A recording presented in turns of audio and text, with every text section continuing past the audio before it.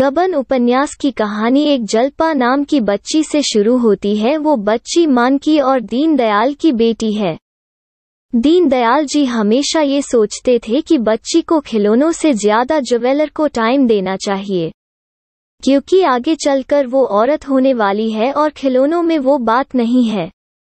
इसलिए दीनदयाल जी कहीं भी जालपा के लिए ज्वेलरी जरूर लेके आते। बचपन से ही जालपा को गहनों से बहुत ही प्यार होने लगा। उसकी माँ को भी गहनों से बहुत प्यार था और वो आए दिन उसे कुछ न कुछ दिलाती रहती थी। तो जालपा के पास एक नकली चंद्रहार था जो कि उसे बहुत ही ज्यादा पसंद था। एक दिन जालपा के पिता अपनी पत्नी के लिए सचमुच का असली वाला चंद्रहार लेकर आए तो जालपा की आंखों पर वो चढ़ गया। उसने पापा से बोला, आप मेरे लिए भी ऐसे हार बनवा दो, और जिद करने लगी। इस पर उसकी माँ ने समझाया कि तुम्हें भी ऐसा हार जरूर मिलेगा तुम्हारे ससुराल से। जालपा को ये सुनकर बहुत खुशी हुई कि ससुराल कोई डरावनी चीज नहीं, कोई जगह ऐसी नहीं है जहां जाने से डर लगे, और वो वहां जाने पर उसके गहनों के लिए जो अरमान है वो पूरे होंगे। वो एक ऐसी जगह होगी जहां पर उसकी सारी ख्वाहिशें पूरी की जाएगी। जालपा खुशी खुशी उस दिन का इंतजार करने लगती है। जालपा जब बड़ी होती है तो उसकी शादी दयानाथ के बेटे रमानाथ से तय होती है। रमानाथ कोई काम नहीं करता है, वो मिडिल क्लास फैमिली से बिलोंग करता है। उसके पिता के सैलरी से घर ठीक तरीके से नहीं चल पाता है। घर का हर आदमी किसी न किसी तरीके अनसैटिस्फाई है। लेकिन इतनी परेशानियों के बावजूद दयानाथ ने आज तक एक पैसा भी रिश्वत न ली थी। रमानाथ को उसके पिता के ये उसूल पसंद नहीं आते थे, तो वो सब कुछ अपने दोस्तों के साथ ही शेयर करके आगे बढ़ता था। कभी किसी का सूट मांग लिया, कभी किसी की घड़ी मांग ली, कभी किसी के साथ घूमने चले गए, कभी किसी का पैसा खर्च करवा लिया। फाइनल वर्ड्स में बोलूं तो रमानाथ एक केयरलेस पर्सन था। उसकी शादी जल्पा से हो जाती है क्योंकि जालपा की फैमिली को रमानाथ पसंद था और दयानाथ की फैमिली को जल्पा पसंद थी। शादी में दोनों पक्ष बढ़ चढ़ के खर्च कर लेते हैं। जब जल्पा रमानाथ के परिवार में आती है तो रमानाथ जल्पा से कह नहीं पाता कि वो लोग बहुत ही मध्य वर्गीय लोग हैं और जो भी उन्होंने शादी में किया वो सब उन्होंने कर्ज लेकर किया, यहाँ तक कि गहने भी उधार लेकर बनवाए।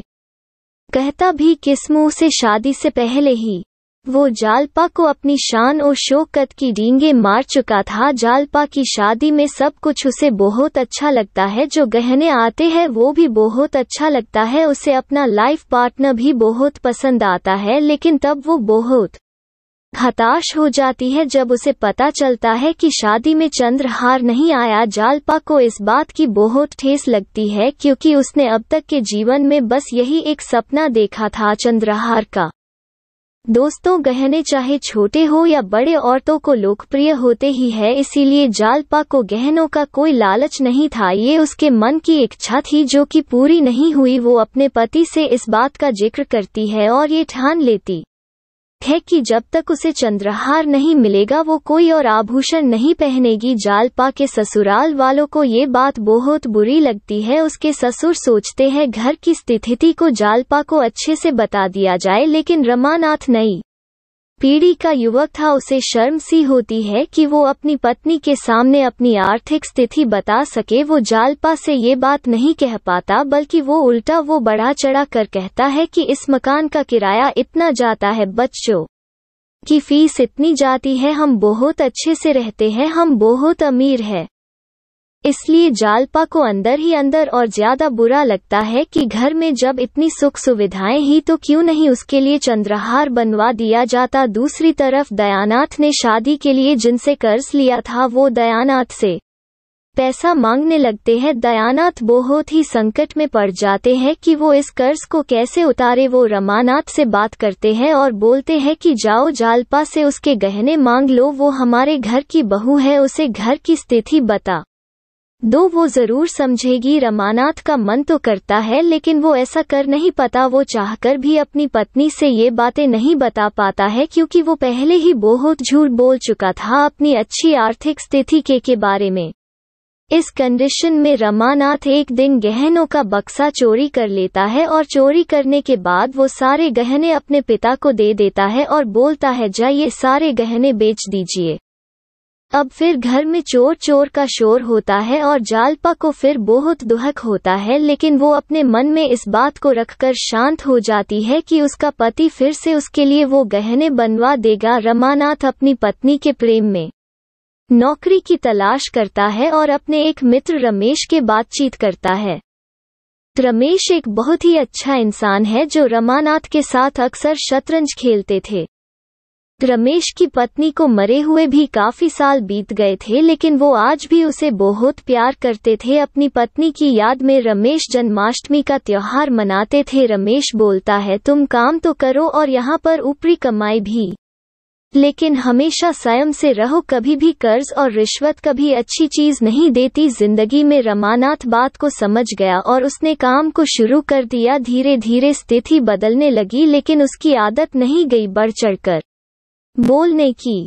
वो अपनी पत्नी को ये तो बताता कि नौकरी लग गई है, पर असली तनख्वाह से भी बढ़ा चढ़कर बताता है। जालपा बहुत खुश होती है कि चलो अब उसके पति की नौकरी लग गई है, अब उसके गहनों को लेकर सारे सपने पूरे होंगे। रमानाथ भी अपनी पत्नी के लिए गहने बनवाना चाहता है, लेकिन उस नौकरी में कोई गुंजाइश नहीं होती। एक दिन उसकी पत्नी अपने दोस्तों को चिट्ठी लिखती है और रमानाथ से बोलती है इससे डाकखाने में डाल देना। रमानाथ उसे लेकर तो जाता है और वो अपने लालच को रोक नहीं पाता और उस चिट्ठी को चोरी से पढ़ लेता है। उसे लगता है कि जालपा ने अपने दुखों के बारे में ही जिक्र किया होगा। उस चिट्ठी में जालपा लिखती है पता नहीं कैसे लोग हैं, इतना पैसा होते हुए भी मेरे लिए गहने नहीं बनवाते। मैं हंसती रहती हूँ, बोलती रहती हूँ, लेकिन मन ही मन में बहुत दुखी हूँ। दोस्तों से आदमी बहुत कुछ बता देता है और कभी कभी अपनी तकलीफ को बढ़ा चढ़ाकर भी कह लेता है, क्योंकि उसे पता होता है कि उसके दोस्त उसकी तकलीफ को समझेंगे। रमानाथ को बहुत तकलीफ होती है और वो लेटर को बिना पोस्ट किए घर ले आता है। इधर जालपा को भी बहुत अफसोस होता है कि उसे अपने दोस्तों से इस तरह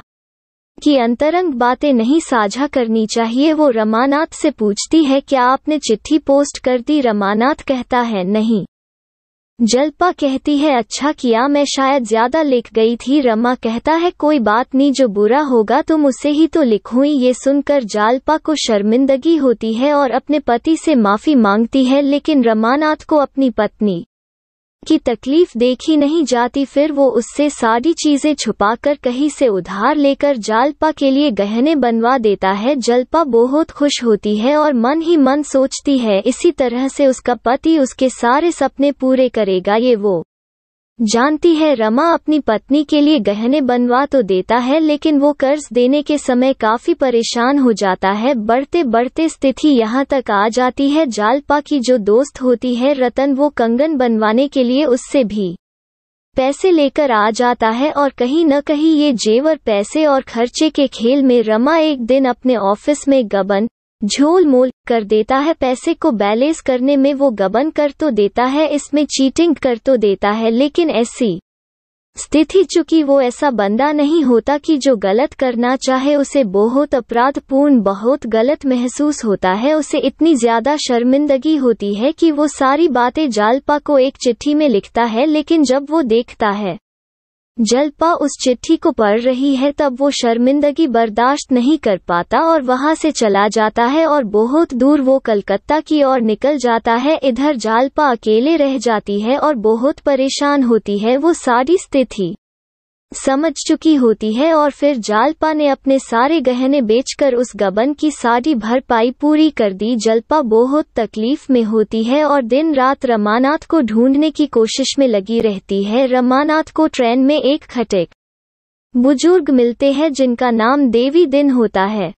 देवी दिन रमा को अपने घर ले जाते हैं, जहां पर उसे बेटे की तरह रखा जाता है। रमा भी वहां चाय की दुकान लगा लेता है और अपनी जिंदगी को आगे बढ़ाने लगता है, लेकिन उसे जालपा की बहुत याद आती है। उधर जालपा उसे दिन रात ढूंढा करती है। रमानाथ की जिंदगी ठीक तरीके से चलने लगती है और वो जालपा के साथ दोबारा नए जीवन को बिताने की कोशिश करता है। वो सोचता वो उसके पास जाएगा, माफी मांगेगा और जिंदगी को आगे बढ़ाएगा, पर ऐसा हो नहीं पाता। रमानाथ चूंकि डरा हुआ था, पुलिस से भाग रहा था, एक दिन वो पुलिस के शक के घेरे में आ जाता है और वो घबरा कर पुलिस को अपनी सारी आप बीती बता देता है। पुलिस जब छानबीन करती है तो पता चलता है कि उस गबन का पैसा तो चुकाया जा चुका है, तो रमानाथ निर्दोष है। लेकिन पुलिस को एक मुखबर की तलाश थी जो डकैती के लिए उनका गवाह बन सके, जिनको फांसी पर चढ़ना था, उनके खिलाफ गवाही दे सके। उन्हें रमानाथ में वो शख्स नजर आता है जिसे आसानी से फंसाया जा सकता है और वो रमानाथ पर डर और अपनी धौंस जमा कर रमानाथ को अपने जाल में फंसा लेते हैं। वो उसको सरकारी गवाह बना देते हैं। रमानाथ उनकी बातों में आ जाता है और उनके कहे के अनुसार कुछ लोगों के खिलाफ गवाही दे देता है, जिनमें से एक को फांसी की सजा हो जाती है। जल्पा उसे ढूंढते ढूंढते कलकत्ता पहुंच जाती है और देवी दिन के घर रहने लगती है। जल्पा को जब पता चलता है कि उसने झूठी गवाही दी है तो उसे बहुत बुरा लगता है। अब उसे रमानाथ की आदतें बहुत बुरी लगती है और उसका प्रायश्चित करना चाहती है। वो उस फांसी पर चढ़ने वाले व्यक्ति के घर जाकर उसके घर वालों की सेवा करती है और अपने पति के पाप का प्रायश्चित करती है। रमानाथ को बहलाने फुसलाने के लिए पुलिस जोरा नाम की एक नृत्यकी को उसके पास भेज देते हैं। जोरा पहले तो उसे अपने जाल में फांसना चाहती है, पर उसे महसूस होता है कि ये वैसा इंसान नहीं है, ये बहुत सिंपल और सच्चा है। जोरा उन दोनों की मदद करती है और जालपा और रमानाथ का जीवन भी व्यवस्थित करती है। पति के निधन के बाद रतन भी उन लोगों के साथ रहने लगती है और फिर रतन, जोहरा, रमानाथ, देवी दिन, जग्गू सभी एक साथ परिवार बनकर खुशहाली के साथ रहने लगते हैं।